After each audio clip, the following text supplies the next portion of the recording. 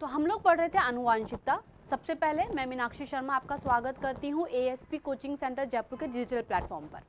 हम लोग सबसे पहले जो आईसीआर या फिर जो जेट का आप एग्जाम देने वाले हैं उसकी सबसे पहली इकाई हमने आनुवांशिकता को शुरू किया और आनुवांशिकता में हमने उसके कुछ बेसिक चीज़ों को देख लिया, जैसे कि आनुवांशिकता क्या है, वंशागति क्या है, विभिन्नताएं क्या है, ठीक है। फिर हमने कुछ शब्दावली को भी देखा कि जीन क्या होते हैं, उसके व्युत्पन्न क्या होते हैं, प्रभावी लक्षण क्या होते हैं, अप्रभावी लक्षण क्या होते हैं, F1 पीढ़ी क्या होती है, F2 पीढ़ी क्या होती है। तो एक तरीके से हम सभी शब्दावली के साथ में क्या हो चुके हैं, फैमिलियर हो चुके हैं। तो अगर अब हम यहाँ पे डायरेक्टली कोई वर्ड लिखेंगे तो आपको समझ में आ जाएगा। फिर हमने देखा कि मेंडल ने अपने जितने भी प्रयोग किए, ठीक है, उसके लिए उन्होंने मटर के पादप का इस्तेमाल किया। मेंडल, जिन्हें हमने आनुवांशिकी का जनक भी कहा, तो मेंडल एक वैज्ञानिक थे, ये हम बता चुके हैं। और उन्होंने बहुत सारे आनुवांशिकी के प्रयोग किए और उसके लिए उन्होंने मटर का पादप का इस्तेमाल किया। मटर के पादप के उन्होंने किन किन लक्षणों का इस्तेमाल किया, क्यों उन्होंने मटर के ही पादप का इस्तेमाल किया, ये भी हम सब चीज़ें देख चुके हैं। इसके बाद में हमने देखा कि मेंडल जो थे उन्हें अपने किए हुए कार्यों के अंदर क्या नहीं मिल पाई, सफलता नहीं मिल पाई। लेकिन कुछ सालों बाद में कुछ 3 वैज्ञानिक थे जिन्होंने उनके दिए हुए सिद्धांतों की पुनर्खोज की और बताया कि मेंडल जो भी कहना चाह रहे थे वो सही कहना चाह रहे थे। फिर हमने देखा कि मेंडल ने अपने जितने भी प्रयोग किए या एक्सपेरिमेंट्स किए उनको अलग अलग ढंग से किया, ठीक है। सबसे पहले जब उन्होंने प्रयोग करना चालू किया तो उन्होंने किसी एक लक्षण को ध्यान में रखकर ही क्या किया, अपने प्रयोग किए। जैसे कि फॉर एग्जाम्पल मेरे अंदर बहुत सारे गुण हैं, जैसे कि मेरी त्वचा का रंग क्या है, या मेरे बालों का टेक्स्चर कैसा है, मेरे आइज का कलर कैसा है, मेरी लंबाई कैसी है, ठीक है। तो ये सारे बनावट जो आप देख रहे हैं इसे कौन कंट्रोल कर रही है, मेरे शरीर की जीन कंट्रोल कर रही है, मेरे डीएनए में मिलने वाली जीन कंट्रोल कर रही है, राइट।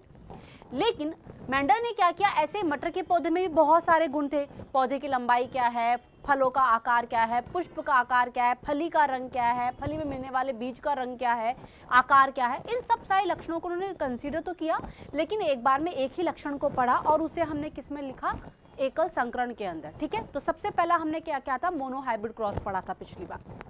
मोनो हाइब्रिड क्रॉस के आधार पर उन्होंने कुछ नियम दिए।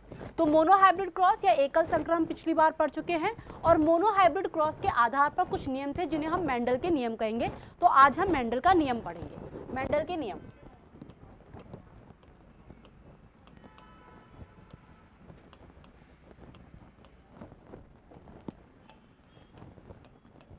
जिन्हें इंग्लिश अगर हेडिंग में देखेंगे तो आप इन्हें क्या कहेंगे, law of Mendel, the concept of Mendel भी कह सकते हैं, या फिर इन्हें आप लॉ ऑफ मेंडल भी, लॉज ऑफ मेंडल्स भी कह सकते हैं, राइट।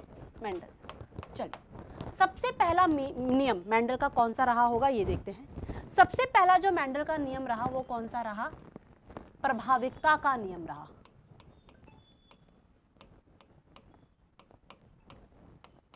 प्रभाविकता का नियम, जिसे इंग्लिश के अंदर आप लोग क्या बोल सकते हैं, law of dominance, law of dominance. चलिए, प्रभाविकता का नियम या लॉ ऑफ डोमिनेंस क्या कहता है। लॉ ऑफ डोमिनेंस ये कहता है कि जब आप दो शुद्ध जनकों के बीच में, जो कि भिन्न भिन्न क्या रख रहे हैं, लक्षण रख रहे हैं, एक उसका क्या है, लंबाई है, जैसे कि मान लिया हमने पादप का और एक बोना था, तो जब आप दो शुद्ध, ठीक है, दो शुद्ध लक्षण रखने वाले जनकों के बीच में क्या करवाते हैं, संकरण करवाते हैं, तो वह लक्षण जो अपने आप को F1 पीढ़ी में दर्शाता है उसे तो आप प्रभावी लक्षण कहते हैं, और वह लक्षण जो अपने आप को दर्शा नहीं पाता है उसे आप क्या कहते हैं, अप्रभावी लक्षण कहते हैं। जैसे कि हम यहाँ पे भी लिख सकते हैं, जब दो शुद्ध लक्षण वाले, शुद्ध लक्षण रखने वाले पौधों के मध्य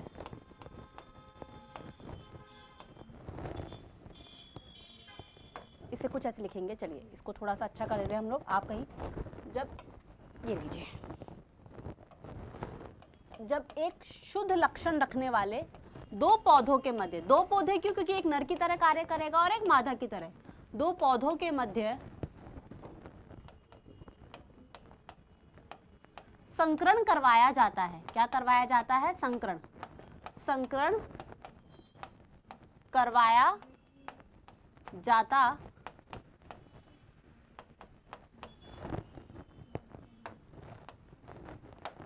जाता है तो वह लक्षण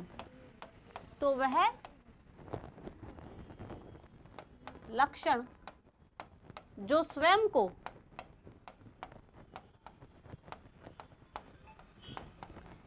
F1 पीढ़ी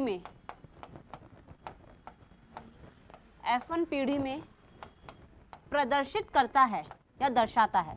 ठीक है, F1 पीढ़ी में क्या करता है, प्रदर्शित करता है या फिर दर्शाता है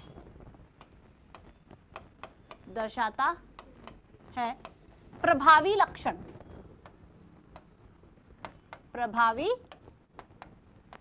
लक्षण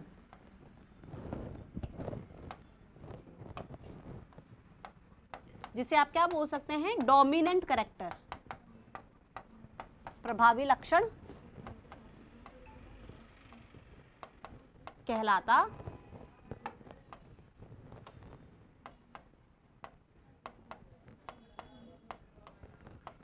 है, और जो स्वयं को दर्शा नहीं पाता उसे आप क्या कहते हैं, अप्रभावी लक्षण कहते हैं। जैसे कि इसके लिए हम वापस एक बार आपको क्रॉस दिखा देते हैं।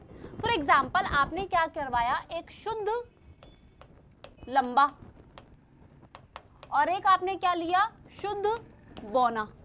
शुद्ध लंबे और शुद्ध बोने से समझिए कि ये जो कारक है या जो इसके लक्षण है, इसके जो व्युत्पन्न है यानी इसकी जो अलील है वो दोनों भी क्या है, समान है। एक लक्षण की दो अलील होती है तो इसके अंदर ये कैपिटल टी है और ये दोनों स्मॉल टी है, यानी कि ये लंबेपन के लिए बिल्कुल शुद्ध है और ये बोनेपन के लिए बिल्कुल शुद्ध है। ये अपने अंदर क्या बनाएंगे, क्योंकि यहाँ पर क्या होगा, लैंगिक जनन होगा तो युग्मक बनाने पड़ेंगे। युग्मकों के अंदर जो आपका व्युत्पन्न है, जो अलील है, उसके जोड़े का कोई एक ही क्या जाएगा, अलील जाएगा। तो मान लीजिए यहाँ पर इसने टी बनाया, टी ये युग्मक बने, और इन युग्मकों में क्रॉस होने पर या संकरण होने पर जो पहली पीढ़ी बनी है, इसे आप क्या कह रहे हैं, F1 संतति बोल रहे हैं, ये F1 पीढ़ी बोल रहे हैं। ठीक है, तो जब भी आप इनमें एक बार में करवाएंगे, जैसे हजारों आपके पास में पादप बन के तैयार होंगे। तो ये जो F1 पीढ़ी हुई, हमने क्या कहा, ये देखने में कैसी थी, लंबा था। कैसा था ये पादप, लंबा। तो हमने संकरण किसके बीच में करवाया था, एक लंबे पादप के बीच और एक बौने पादप के बीच। लेकिन F1 पीढ़ी में या F1 संतति में जो लक्षण दिखा हमें, वो कौन सा दिखा, लंबाई का दिखा या लंबेपन का दिखा।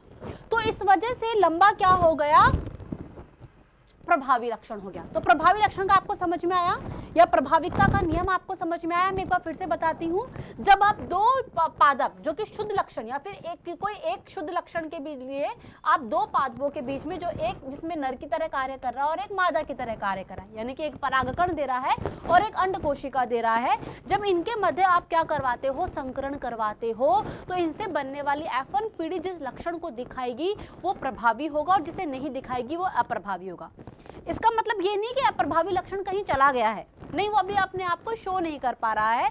वो अपने आप को कब शो करेगा या कब दर्शाएगा, उसके लिए हम अभी दूसरा नियम पढ़ने वाले हैं। लेकिन ये था इसका प्रभाविकता का नियम। जो नहीं दर्शा पाया उसे आप अप्रभावी या फिर रिसेसिव कैरेक्टर बोलते हैं। ठीक है, चलिए इस नियम के बाद में जो दूसरा नियम आता है वो हमारे पास में क्या आता है, मेंडल के एक संकर क्रॉस के आधार पर जो दूसरा नियम था उसे हमने बोला सेग्रीगेशन या फिर लॉ ऑफ सेग्रीगेशन या पृथक्करण का नियम। तो चलिए दूसरा नियम देखते हैं कि दूसरा नियम क्या कहता है। दूसरा नियम है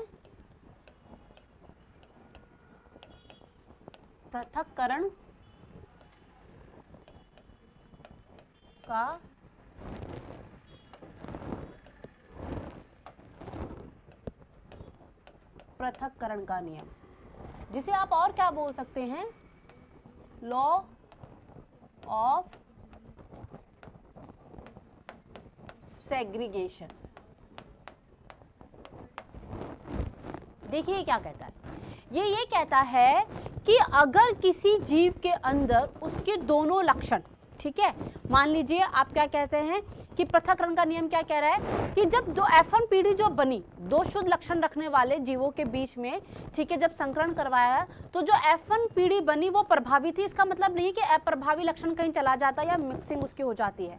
वो दूसरी पीढ़ी में क्या करेगा, अपने आप को पूरी तरीके से शो करेगा या अपने आप को क्या करेगा, दर्शाएगा। ठीक है, तो पृथक्करण का नियम क्या कहते हैं, इस नियम के अनुसार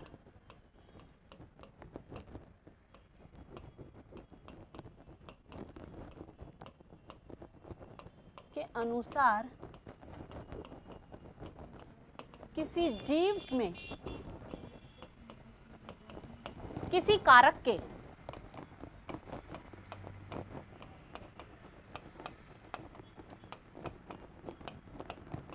दोनों युग्म विकल्पी, जिसे आप क्या कहते थे, अलील, मिश्रित नहीं होते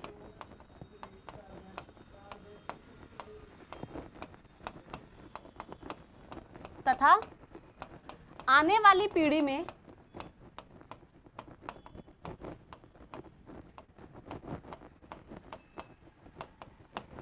उन्हें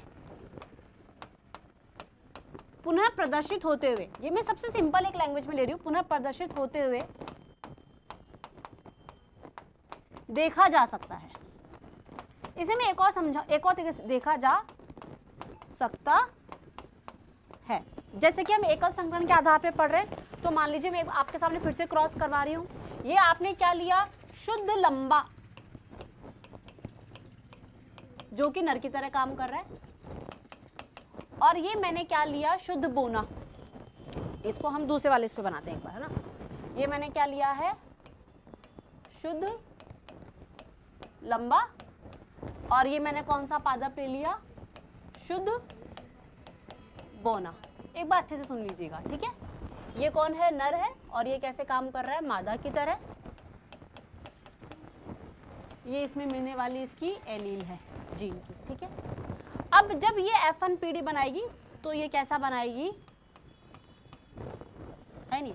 इस क्रॉस को अगर मैं खोल के बताऊं, क्योंकि जो वहां से नहीं है, कहां से नहीं है, जो जीव विज्ञान से नहीं है, उनके लिए मैं एक बार खोल भी देती हूँ इसको। देखिए, पृथक्करण का जो नियम होगा उसे मैं अभी आपको बताऊंगी कि उसे युग्मकों की शुद्धता का नियम भी कहा जाता है, क्योंकि युग्मक अपने आप में किसी भी जीन के सिर्फ एक ही एलील को क्या करते हैं, कैरी करते हैं, या एक ही एलील को रखते हैं, ठीक है।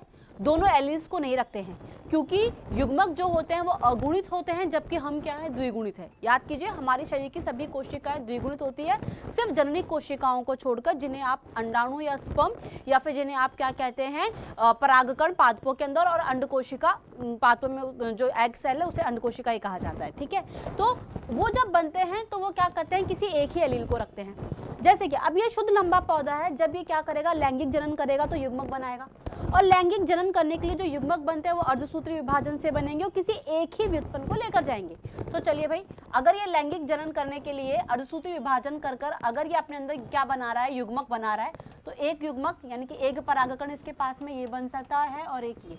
मैंने क्या कहा, जो युग्मक होते हैं वो क्या होते हैं, शुद्ध होते हैं। शुद्ध क्यों होते हैं, क्योंकि वह किसी जीन के एक ही एलील को अपने साथ में लेकर जाते हैं। ऐसे ही ये भी दो प्रकार के युग्मक बना पाएगा। एक युग्मक इसने अंडकोशिका ये बना ली, और एक अंडकोशिका यह बना ली। अब इनके बीच में क्या क्या क्रॉस होने के, संकरण होने के चांसेस है। इनके बीच में संकरण होने के चांसेस ऐसे है कि मान लीजिए ये वाला परागकण इस वाली अंडकोशिका से जाकर क्या हो जाए, संकरित हो जाए, तो जो पादप बनेगा वो क्या बनेगा, आपके पास में जो संतति बनेगी वो कौन सी बनेगी, टी। ये F1 संतति, यानी एक संतति इस प्रकार की भी बन सकती है। या फिर क्या हो जाए, ये वाला जो है, ये वाला जो है वो इससे हो जाए क्रॉस,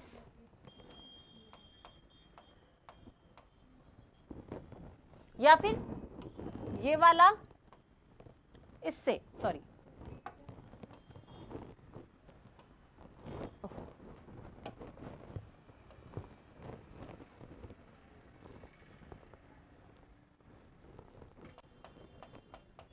ठीक है। तो ये वाला इससे भी क्रॉस हो गया, ये वाला, है ना, और ये वाला भी इससे क्रॉस हो जाए।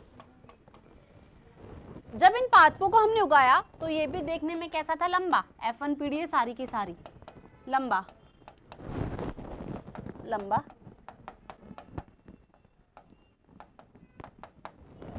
अब मान लीजिए हम दूसरी पीढ़ी की तरफ आ रहे हैं, ठीक है। तो इसको और इसको हमने आपस में क्या करवाया, क्रॉस करवाया। चलिए यहाँ पर आते हैं।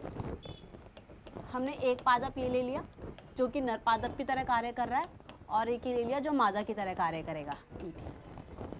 अब जब लैंगिक जनन होगा तो ये भी अपने अंदर क्या बनवाएंगे, युग्मक बनाएंगे अर्धसूत्री विभाजन द्वारा। ये अभी द्विगुणित अवस्था को दिखा रहे हैं, युग्मक अर्धसूत्री विभाजन द्वारा बने तो अगुणित अवस्था को दिखाएंगे। और एक किसी जीन की दो एलील में से कोई एक ही एलील अपने साथ में रखेंगे।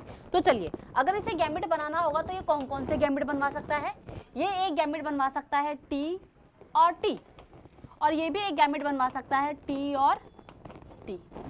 जब इन युग्मकों के मध्य व इन गैमेट्स के मध्य संकरण होगा तो रिजल्ट क्या निकल कर आएगा, ये देखिए भाई, यह टी इसके साथ में क्या हो गया, संकरित हो गया, यह टी इसके साथ भी संकरित हो गया, इनके बीच में भी संकरण हुआ है और इनके बीच में भी संकरण हुआ है। ये पादप जो होगा वो क्या होगा, शुद्ध लंबा, ये क्या है, संकरित लंबा, यानी कि जीन तो इनके पास में स्मॉल टी की भी है, परंतु प्रभावी गुण क्या है, लंबापन, तो वह अपने आप को क्या करेगा, प्रदर्शित करेगा। और ये क्या हो गया आपके पास में, बोना, शुद्ध बोना, वो भी शुद्ध बोना। तो देखिए, आपका नियम आपको क्या कह रहा था, आपका पृथक्करण का नियम कहता है कि इस नियम के अनुसार अगर किसी जीव में जीव के दोनों कारक युग्मक मिश्रित नहीं होते, यानी कि ऐसा नहीं है कि आपको कैपिटल टी या स्मॉल टी के कुछ नया मिला, जब आपने इस वाले गुण का वापस से क्या करवाया, क्रॉस करवाया, तो आपको अपना शुद्ध बोना पादप वापस से क्या हो गया, मिल गया। ऐसा नहीं कि ये वाला लक्षण कहीं पर खो गया था, कहीं पर खोया नहीं था या किसी मिश्रित नहीं हुआ था। जब आप F2PD की बात करते हैं, यानी कि जब आपने इनके अंदर ही स्वपरागण करवाया है, ठीक है, तो जब आपने इनके अंदर स्वपरागण कराया तो आपको जो वो लक्षण था जो कि F1PD में प्राप्त नहीं हुआ था, उसको भी पूरे चांसेस मिल गए अपने आप को क्या करने में, प्रदर्शित करने के चांसेस मिल गए, है नहीं। और युग्मक जो है वो अपने आप में बेचारे बिल्कुल शुद्ध है, या तो वो लंबेपन की ही जीन लेकर चलते हैं या फिर वो बोनेपन की ही जीन लेकर चल रहे हैं, ठीक है, वो दोनों जीनों को मिश्रित करके नहीं चल रहे हैं, या दोनों एलील्स को मिश्रित करके नहीं चल रहे हैं, वो किसी जीन के या तो लंबेपन के एलील को लेकर चलते हैं या बोनेपन के एलील को लेकर चलते हैं।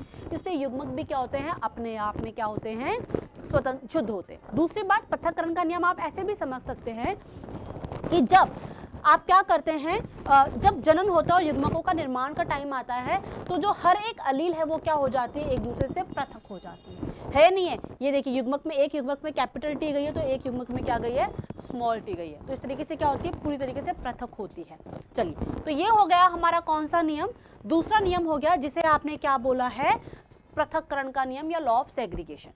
तो प्रभाविकता का नियम और लॉ ऑफ सेग्रीगेशन यानी कि पृथक्करण का नियम, ये दोनों ही नियम किसके आधार पर दिए गए, एकल संकर यानी कि एक संकरण के आधार पर या मोनोहाइब्रिड क्रॉस के आधार पर दिए गए थे।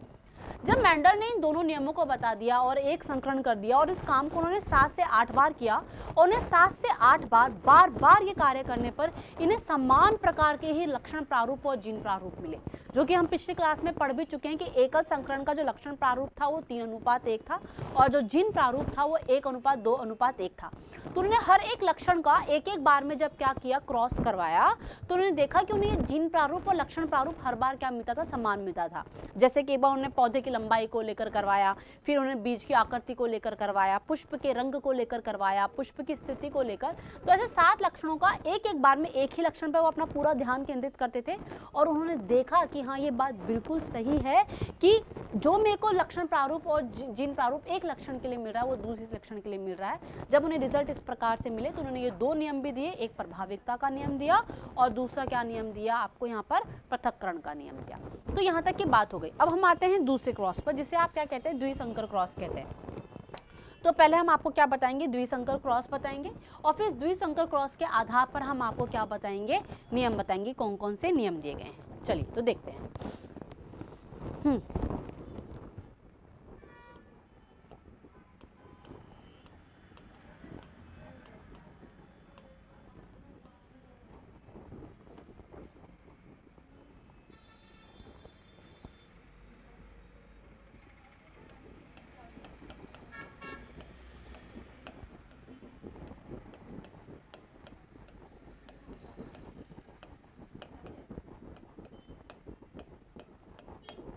देखिए, द्विसंकरित या फिर डायहाइब्रिड क्रॉस बेसिकली क्या है, जब क्या कर रहे हैं आप एक साथ 2 लक्षणों को अपना क्या मान रहे हैं, आधार मान रहे हैं, और उसके आधार पर आप क्या करवा रहे हैं, क्रॉस करवा रहे हैं, तो उसे आप क्या कहते हैं, द्विसंकर क्रॉस कह देते हैं। देखिए इसके अंदर क्या हुआ, द्विसंकर क्रॉस के अंदर हमने यहाँ पर कोई दो लक्षण लिए। दो लक्षण कौन से लेते हैं देखते हैं। पहला लक्षण जो हमने लिया वो हमने ले लिया, मान लीजिए बीज की आकृति, बीज की आकृति। याद कीजिए बीज की आकृति पर जो उसका प्रभावी लक्षण होता था वो कौन होता था, उसका गोल होना। या तो बीज की आकृति कैसी होगी, गोल गोल होगी, या फिर उसका कैसा था, याद कीजिए झुर्रीदार।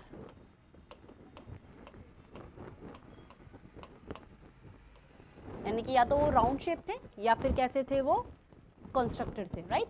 ठीक है, चलिए बीज जो आपके पास में लेते हैं वो हम ले लेते हैं, मान लीजिए बीज का रंग ले लेते हैं।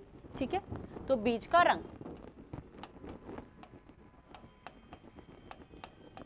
और जहां तक मुझे पता है बीज का जो प्रभावी रंग था वो क्या था, पीला,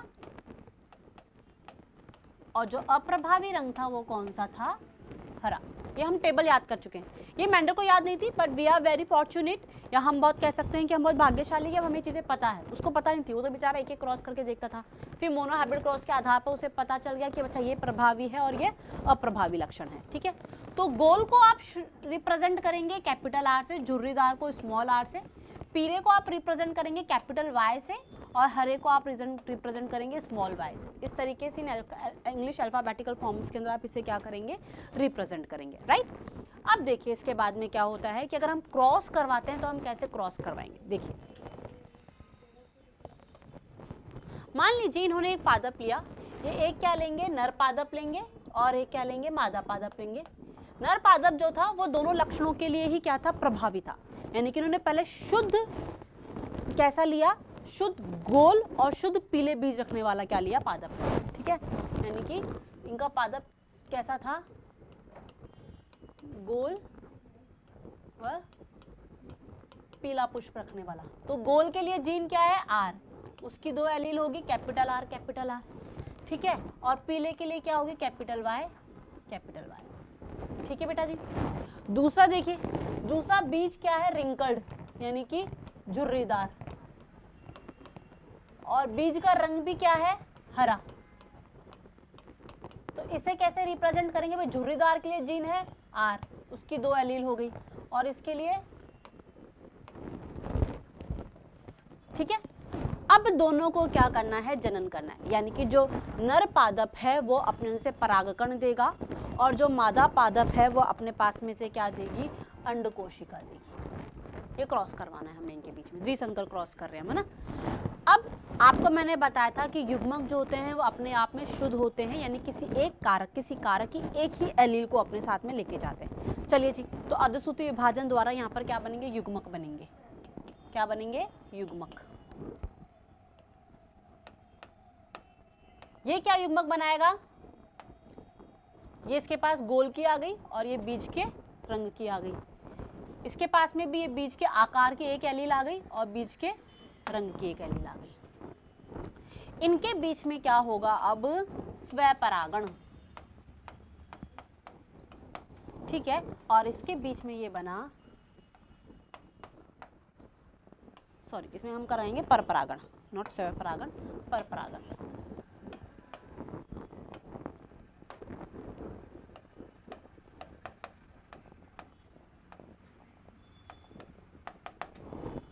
अब इस प्रकार ये जो आपको पीढ़ी मिली है, ये कौन सी मिली है, पहली बात तो F1 पीढ़ी मिली है। और ये जो F1 पीढ़ी है देखने में कैसी होगी, वह जीन F1 पीढ़ी में जो प्रभावी लक्षण होता है वही अपने आप को दिखाता है। आपको पता है बीज की आकृति में गोल क्या है, प्रभावी, तो इसमें बनने वाला जो बीज होगा वो गोल होगा और रंग में कैसा होगा, पीला, यानी कि गोला व पीले रंग का होगा। ये दोनों इसके प्रभावी लक्षण, तो F1 पीढ़ी में प्रभावी लक्षण अपने आप को दर्शा रहे हैं, ये हमें पता है मेंडल के मोनो हाइब्रिड क्रॉस के बाद में। अब ये जो ऐसी पीढ़ी है ये इनके अंदर क्या होगा, परपरागण होगा, यानी कि ऐसे ही दो पादपों के बीच में हम क्या करवाएंगे, अब क्रॉस करवाएंगे। तो हमने दूसरा अपना काम किया कि हमने क्या लिया, हम आगे की तरफ आए और इनके बीच में अब हम क्या कराएंगे, इनके बीच में अब हम क्या करवाएंगे, स्वपरागण, क्योंकि हमारा पुष्प कैसा है, ये नॉट पर परागण, सॉरी, स्वपरागण करवाएंगे, स्वपरागण, यानी इसी पादप के हम नर युग्मक लेंगे और इसी पादप के मादा युग्मक लेंगे, ठीक है, या फिर समान जीनोटाइप रखने वाले पादपों के बीच में हम क्रॉस करवाएंगे। तो देखिए ये रहा मेरा आर जो कि नर की तरह कार्य करेगा, और ये वाला पादप जो कि मादा की तरह। जीनोटाइप कुछ भी हो, फिनोटाइप यानी कि लक्षण प्रारूप इनका ये है कि इनके बीज गोल है और पीले। चलिए अब जब ये भी क्या करेंगे भाई, ये भी तो जनन कर रहे हैं, तो लैंगिक जनन होगा तो वापस से क्या बनेंगे, युग्मक। मैं बार बार बोल रही हूँ ये बात, युग्मक अपने आप में शुद्ध होते हैं, यानी किसी जीन की सिर्फ एक ही एलील को लेकर जाते हैं, और ऐसा जब लैंगिक जनन होता है तो अर्धसूत्री विभाजन के फलस्वरूप होता है। तो चलिए अब जब ये अपने अंदर गैमेट बनाएंगे तो ये कौन कौन से गैमेट बना सकते हैं। देखिए मुझे जहाँ तक पता चला लगता है कुछ ऐसा हो सकता है गैमेट बनने का तरीका। पहला गैमेट कैसा बन सकता है, इनके बीच में क्रॉस करवा रहे हैं, ठीक है, पहला गैमेट अभी क्या बन रहे हैं, युग्मक बन रहे हैं। युग्मक कौन कौन से बन सकते हैं, या तो बन जाए इसे कैपिटल आर और कैपिटल वाई आ जाए, है नहीं है, राउंड के लिए आ जाए और येलो के लिए, गोल बीज के लिए आ जाए और पीले बीज के लिए आ जाए, ठीक है। या फिर क्या होता है भाई, स्वतंत्र होती है ना हर अलील, तो इस वाले युग्मक के अंदर ये तो कौन सी आ गई, झुर्रीदार वाले की, लेकिन ये कैपिटल वाई आ गई, ठीक है। या फिर और कैसे गैमेट बन सकते हैं, और एक गैमेट बन सकता है, दोनों ही समान प्रकार के गैमेट बनाएंगे, ठीक है, ये भी ऐसे ही गैमेट बनवा रहा हुआ, हम किसी एक के अभी देख रहे हैं ताकि हम क्रॉस कराएंगे हम दोनों का बता देंगे।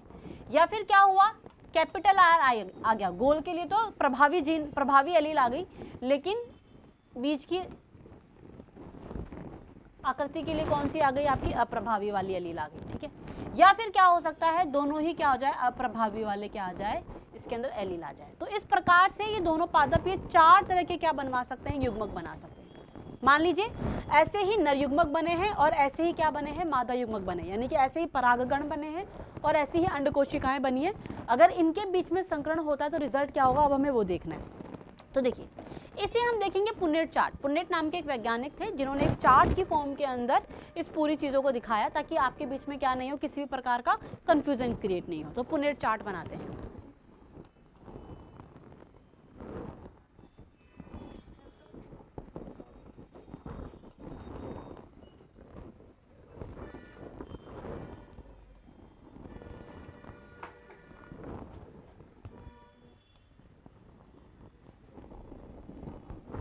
चलिए इसमें हम जितने भी नर युग्मक हैं उनको लिख देंगे और इसमें हम जितने भी मादा युग्मक हैं उनको लिखेंगे। इधर हम नर युग्मक लिखेंगे और इधर हम मादा युग्मक लिखेंगे, ठीक है।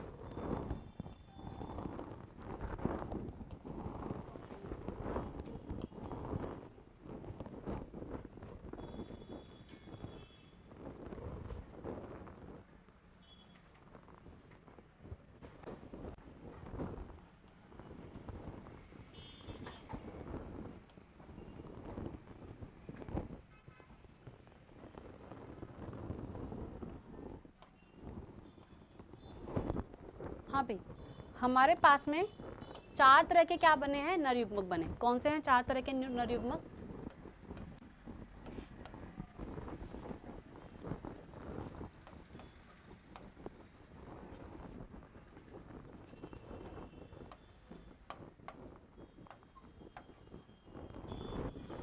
ठीक है, मादा युग्मक भी कौन से बने हैं?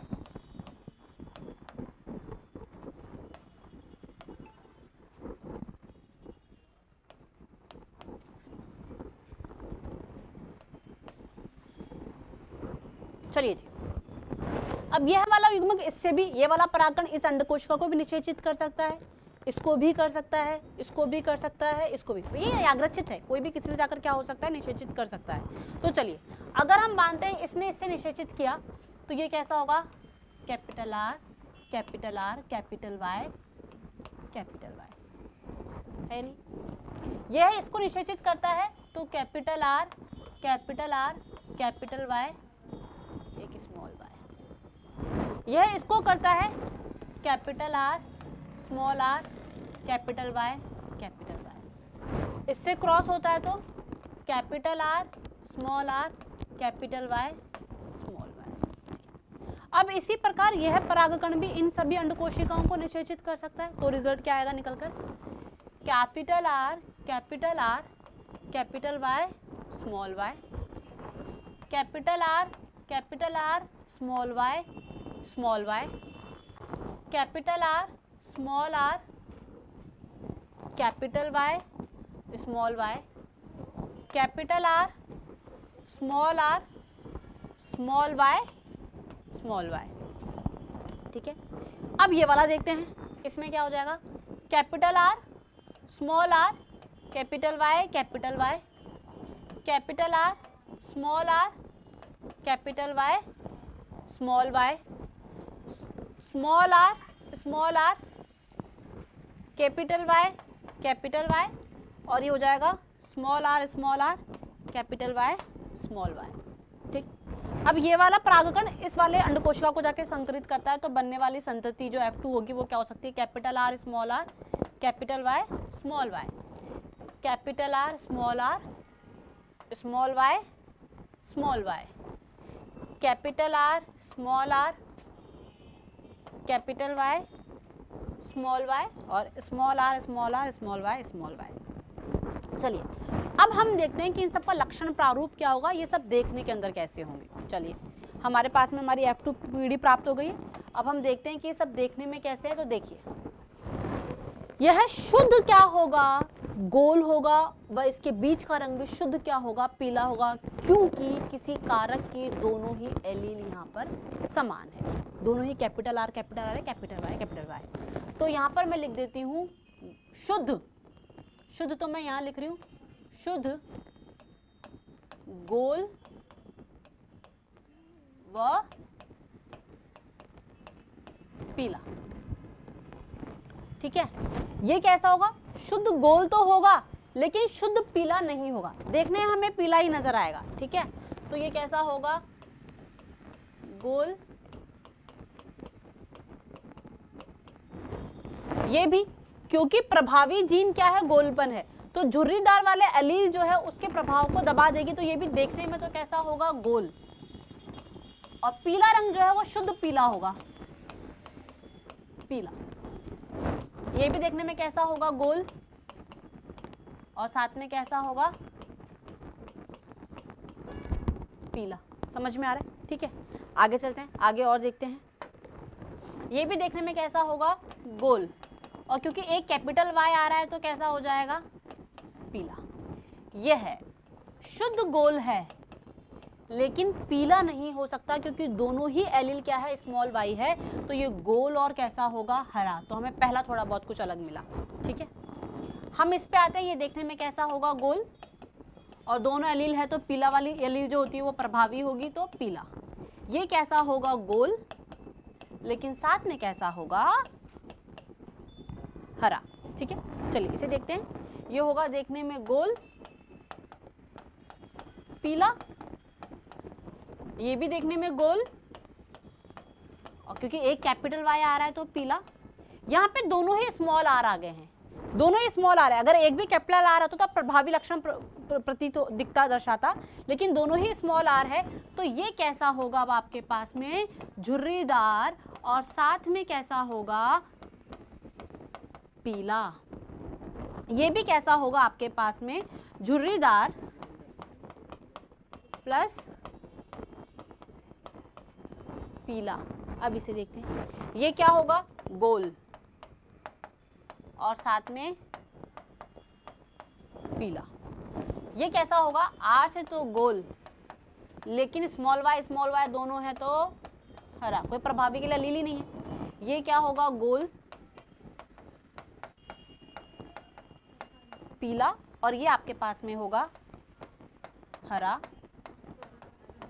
पीला। तो हमें देखिए यहाँ पे कौन कौन सी मिली है, संततियां मिली है F2। या तो हमें गोल व पीला मिला है, या हमें गोल और हरा मिला है, या फिर हमें पीला और झुर्रीदार मिला है। ठीक है, या फिर हमें क्या मिला है, हरा पीला मिला है। इस तरीके से हमारे पास में 4 संततियां बनी है। 4 संतति अगर हम देखें तो हमें एक तो संतति कैसी मिली है, हमें F2 पीढ़ी में कौन कौन सी संतति मिली है, पहली, या तो हमें कैसी मिली है, गोल और साथ में ही क्या है, पीला। एक हमें क्या मिली है, गोल और साथ में वो क्या है, हरा। इसी के साथ में हमें क्या मिल रहा है, झुर्रीदार, और झुर्रीदार के साथ में क्या है, पीला। या फिर हमें क्या मिल रहा है, झुर्रीदार और उसके साथ क्या मिल रहा है, हरा, यानी दोनों ही अप्रभावी। यानी एक तो ऐसे मिला है जो हमें शुद्ध रूप से प्रभावी, दोनों ही उसमें लक्षण प्रभावी है। कुछ हमें ऐसे मिले जिनमें एक लक्षण प्रभावी है तो एक कैसा है, अप्रभावी है। और एक कुछ हमें ऐसे मिले जिनमें दोनों ही लक्षण क्या है, अप्रभावी वाले आ गए। देखते हैं हम इसको कैसे देखें। चलिए सबसे पहले हम देखते हैं हमारे पास में गोल व पीले कौन कौन से हैं। हाँ भाई, मेरे पास में एक गोल पीला, 2 3 4 5 6 7 8 और ये क्या हो गया मेरे पास में 9। अरे ये यहाँ पर आपने गलती, हम लोगों ने गलती कर दी ना। यहाँ पर जो आएगा वो आएगा, यहाँ पर जो आएगा वो आएगा स्मॉल आर, सॉरी एक मिनट,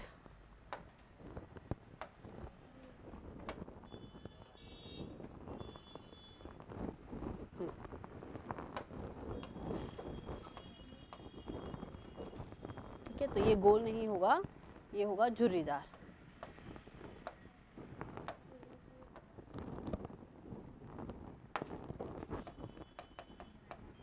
जल्दीबाजी में हम यहाँ गलत लिख गए कि झुर्रीदार होगा, ठीक है। चलिए अब आगे चलते हैं हम। तो हमें गोल पीला देखना है। तो गोल पीला हमारे पास में कितने आए हैं, 1 2 3 4 5 6 7, एक आ गया 8 और ये आ गया 9। तो हमारे पास में 9 क्या है, गोल व पीले। तो चलिए 9 लिख देते हैं हम, गोल व पीले, ये 9 देखने में। अभी हम यहाँ पे लक्षण प्रारूप लिख रहे हैं, लक्षण प्रारूप, ठीक है। अब हम देखते हैं गोल व हरे। गोल व हरे कौन कौन से, देखिए 1 2 और गोल हरा ये रहा 3। तो हमारे पास में गोल हरे कितने हैं, 3। अब देखते हैं हमारे पास झुर्रीदार और पीला कौन सा, यानी कि एक अप्रभावी और एक प्रभावी लक्षण वाला एक और हम अगर देखें तो अब हम कौन सा देख रहे हैं, झुर्रीदार और पीला। चलिए जी, झुर्रीदार और पीला हमने देखना शुरू किया। झुर्रीदार और पीला 1 2 और ये रहा हमारे पास में 3। चलिए तो ये भी हमारे पास में कितने आ गए, 3। और पीला और झुर्रीदार और हरा, यानी दोनों ही हमारे पास में क्या है, अप्रभावी लक्षण वाले हैं। तो ये हमारे पास में सिर्फ एक ये है, हरा और पीला, ठीक है। सॉरी, हरा और पीला नहीं, इसे हम लिखेंगे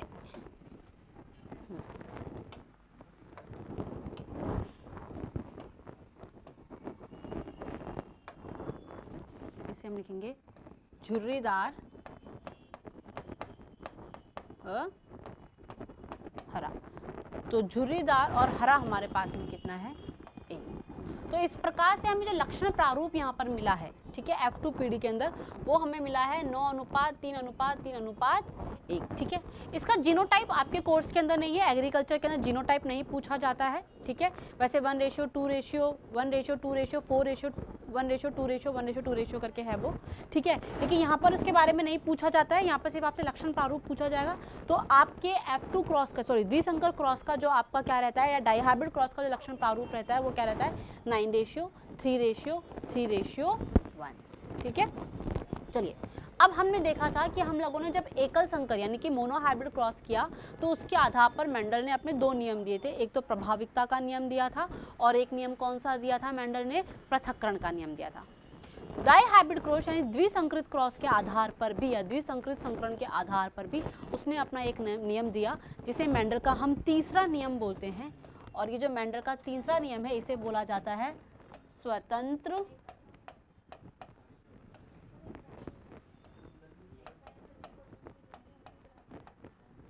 अपव्यूहन का नियम, यानी कि इसे आप इंग्लिश में भी बोल सकते हैं इंडिपेंडेंट असॉर्टमेंट। तो इसे कहेंगे आप स्वतंत्र अपव्ययन का नियम या फिर इंडिपेंडेंट असॉर्टमेंट। देखिए, स्वतंत्र अपव्ययन का नियम या फिर इंडिपेंडेंट असॉर्टमेंट क्या है, इसे समझिए अच्छे से एक बार के लिए।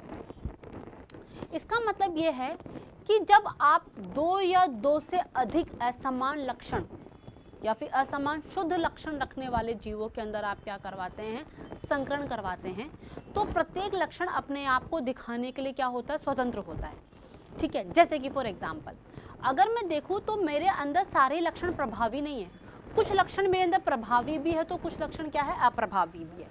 जैसे कि आप यहाँ पे देख लीजिए, द्विसंकरित क्रॉस के आधार पर जब आपने लक्षण करवाया तो ऐसा नहीं था कि आपको या तो पूर्ण रूप से शुद्ध प्रभावी लक्षण वाले या शुद्ध अप्रभावी लक्षण वाले ही क्या मिले, आपको पादप मिले। कुछ पादप ऐसे भी मिले जिनमें एक लक्षण तो कौन सा था, प्रभावी वाला था, लेकिन दूसरा लक्षण क्या था, अप्रभावी। जैसे कि इस पादप के अंदर इसमें गोल बीज लगेंगे, तो गोल बीज क्या है, गोल आकार का बीज होना उसका प्रभावी लक्षण है, लेकिन उसी के साथ में बीज का हरे रंग का होना क्या है, उसका अप्रभावी लक्षण है। समझ में आ रहा है? तो देखिए, बीज का रंग कैसा है, हरा, ये अप्रभावी है, जबकि बीज का आकार का गोल होना क्या है, प्रभावी है। तो अप्रभावी और प्रभावी दोनों ही लक्षण एक संतति में अपने आप को क्या कर रहे हैं, रिप्रेजेंट कर रहे हैं। हालांकि इनके जो पेरेंट्स या इनके जनक है वो क्या रहे हो, अलग रहे हो। तो आप लिख सकते हैं दो या दो से अधिक असमान लक्षण रखने वाले जनकों के मध्य जब क्या करवाया जाता है, क्रॉस करवाया जाता है, तो हर एक लक्षण अपने आप को प्रदर्शित करने में क्या होता है, स्वतंत्र होता है। यानी आने वाली संतति के अंदर एक लक्षण क्या हो सकता है, प्रभावी भी हो सकता है, एक अप्रभावी। यानी कि जब ये जीन इसके अंदर आ रही थी तो ये ऐसे नहीं कह सकती कि भाई मैं तो डोमिनेंट जीन यानी कि मैं तो प्रभावी लक्षण वाली जीन जा रही हूँ, तो इस पादप में अब जितने भी लक्षण आएंगे वो प्रभावी ही आएंगे, अप्रभावी लक्षण तो आ ही नहीं सकता, मुझे तो पसंद ही नहीं है। नहीं, ऐसा नहीं हो सकता। हर एक कारक, हर एक लक्षण अपने आप को दर्शाने के लिए क्या है, बिल्कुल स्वतंत्र है। वो दूसरे लक्षण पर निर्भर नहीं कर सकता। किसी एक ही जीव में कुछ लक्षण प्रभावी भी हो सकते हैं और कुछ लक्षण क्या हो सकते हैं, अप्रभावी भी हो सकते हैं। यानी कि एक बात हमें क्या समझ में आ रही है कि कोई भी जीव पूरी तरीके से शुद्ध नहीं है। ठीक है, उसमें कुछ प्रभावी लक्षण भी हैं और कुछ अप्रभावी लक्षण भी, और ये लक्षण जब आए तो ये अपने आप को प्रदर्शित करने में पूरी तरीके से क्या थे, स्वतंत्र थे। ठीक है, तो ये हो गया आपके यहाँ पर क्या हो गया, स्वतंत्र अपव्ययन का नियम हो गया। तो इसे हम ऐसे भी लिख सकते हैं या मैं आपको लिखवा सकती हूँ, यहाँ पे जगह नहीं है, तो हम क्या बोल सकते हैं, जब दो या दो से अधिक असमान लक्षण रखने वाली संततियों के बीच में क्या करवाया जाता है, संकरण करवाया जाता है, तो प्रत्येक लक्षण अपने आप को आने वाली पीढ़ी में दर्शाने के लिए क्या होता है, स्वतंत्र होता है। अर्थात जो लक्षण है वो प्रभाविकता व अप्रभाविकता के नियम के अनुसार, ठीक है, नहीं चल रहे, वो अपने आप को अर्थात प्रभावी व अप्रभावी लक्षण एक दूसरे को क्या नहीं कर सकते हैं, मिश्रित नहीं हो सकते हैं, या एक दूसरे के असर को दबा नहीं सकते हैं। ठीक है, तो ये हो गया हमारा आपके पास में मेंडल का दूसरा नियम भी। ठीक है, अब हम नेक्स्ट क्लास में जो पढ़ेंगे वो हम पढ़ेंगे मेंडल के जितने भी नियम आए थे उनमें विचलन। तो मेंडल के नियमों में विचलन पढ़ेंगे। वो क्यों, देखिए हमने क्या कहा, मेंडल जो था वो अपना एक्सपेरिमेंट करता रहा था। ठीक है, छोटी छोटी पत्रिकाओं में, यानी कि उसी के शहर में मिलने वाली जो लोकल पत्रिकाएं थी उनमें ही अपना कार्य डालता था, तो उसको कोई पहचान नहीं मिल पा रही थी। उसके मृत्यु के 17-18 साल बाद के अंदर 3 वैज्ञानिक आए 1900 के अंदर, उन्होंने उसके नाम, उसके जितने भी कार्य थे उनकी क्या करी, पुनर्खोज करी। पुनर्खोज करने पर उन्होंने पाया कि अरे वाह, मेंडल जो भी करा था वो सही था। उसकी खोज होने के बाद में ना अचानक से एक क्रांति सी आ गई और आनुवांशिकता के ऊपर बहुत तीव्र गति से क्या होने लगे, शोध होने लगे। जब भी तीव्र गति से शोध होने लगे तो कुछ आनुवांशिक जीन या कुछ लक्षण ऐसे मिले जो कि मेंडल के नियमों को क्या नहीं करते थे, फॉलो नहीं करते थे, या मेंडल के नियमों के अनुसार नहीं थे। ठीक है, वो कुछ अलग ही शो कर पा रहे थे। बैटसन ने इसे क्या बोला गया, इस पूरी की व्याख्या जो नियम जो अलग से आए, ठीक है, जो कि मेंडल के जो रिजल्ट अलग से आए, जो परिणाम अलग से आए, जो कि मेंडल के नियमों को क्या नहीं कर पा रहे थे, पूरी तरीके से फॉलो नहीं कर रहे थे, उन सारे जो चीज़ें थी या जो परिणाम थे उनकी व्याख्या किस में करी, कारक परिकल्पना यानी हाइपोथेसिस, फैक्टर हाइपोथेसिस के अंडर करी। ऐसा उन्होंने बताया कि ऐसे कुछ प्रकार की जीन्स है या ऐसे कुछ क्या है हमारे पास में कारक है। ठीक है, क्योंकि जीन शब्द आ गया था, सीधी सी बात है, बैटसन अलील शब्द लेकर आ गए थे, जॉनसन जीन शब्द लेकर, तो जीन शब्द आ गया था। तो जीन शब्द के आने के बाद बोला कि ऐसी बहुत सी जीन है जो कि मेंडल के अनुसार नहीं चलती है। वो अपने अंदर कुछ अलग ही तरीका शो करती है, जिसे हम पढ़ेंगे हमारे नेक्स्ट क्लास में। तो नेक्स्ट क्लास में हम नव मेंडलवाद को पढ़ेंगे, जिसके अंदर जो मेंडल के नियम है उनके अपवाद क्या क्या रहे, कौन कौन से नियम का अपवाद है, ठीक है, और वो क्या है, किस प्रकार से वो मेंडल के नियमों को या मेंडल के रिजल्ट्स को फॉलो नहीं कर रहे हैं, कौन कौन सी ऐसी जीन के जिनकी वजह से ऐसा हो रहा है, वो आप पढ़ेंगे नेक्स्ट लेक्चर के अंदर। आई होप यहाँ तक आपको आज समझ में आया होगा। Thank you so much.